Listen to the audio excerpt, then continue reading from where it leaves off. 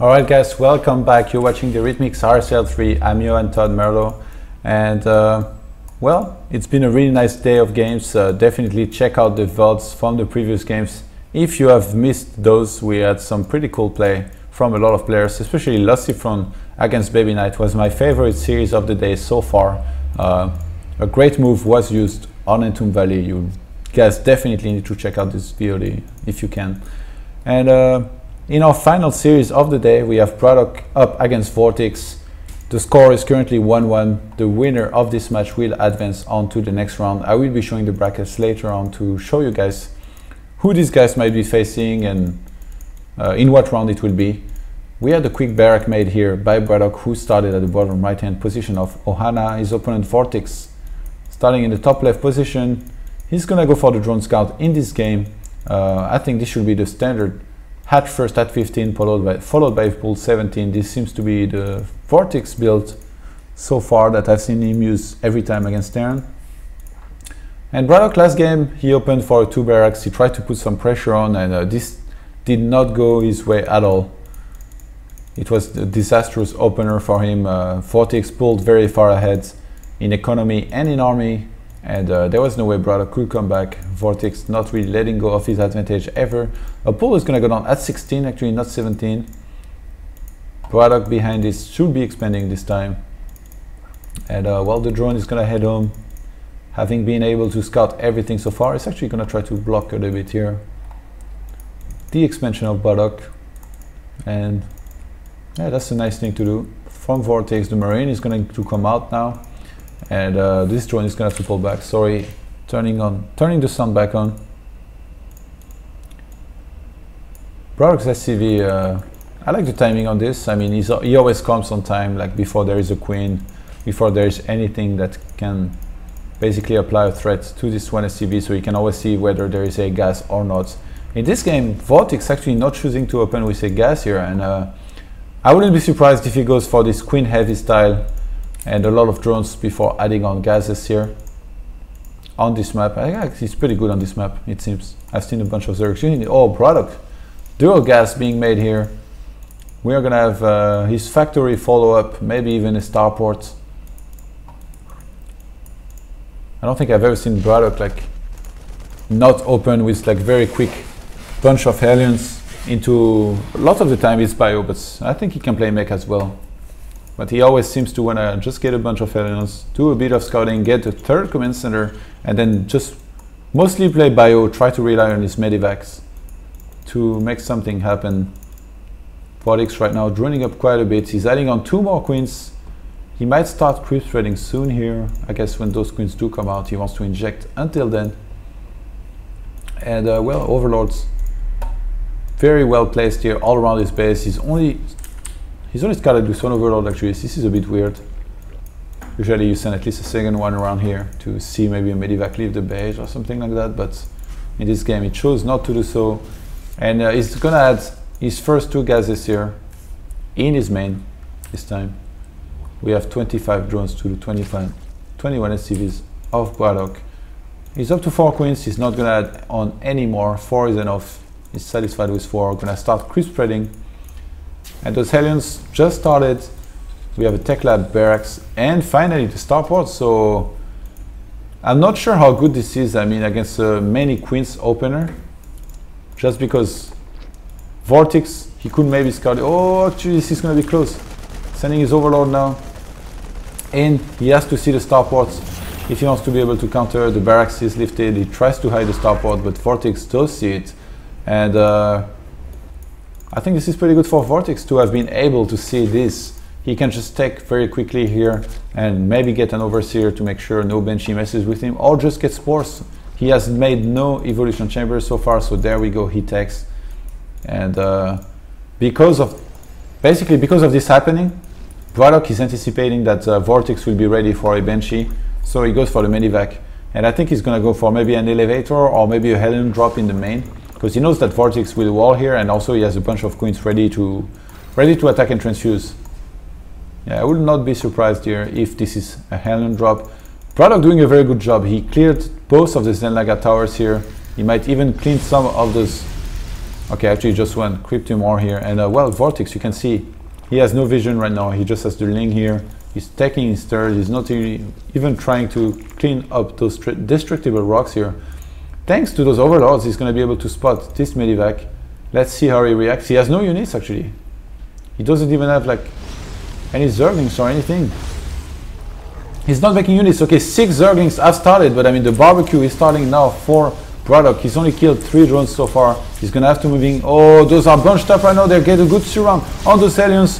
How many can he get? He's up to 9 kills here.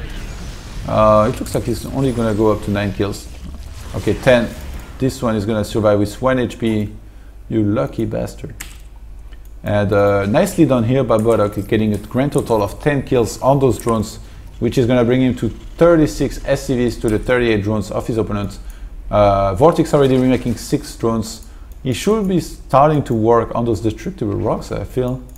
Really help defending his third. And oh, we have a Viking looking for overlords here, but he's gonna be surprised to see that there is no overlords out on the map. As VortiX, he only sent out 1 overlord here, which was suicided here to scout this starport. So well, this Viking does not have much work ahead of him. There's not much to be found here.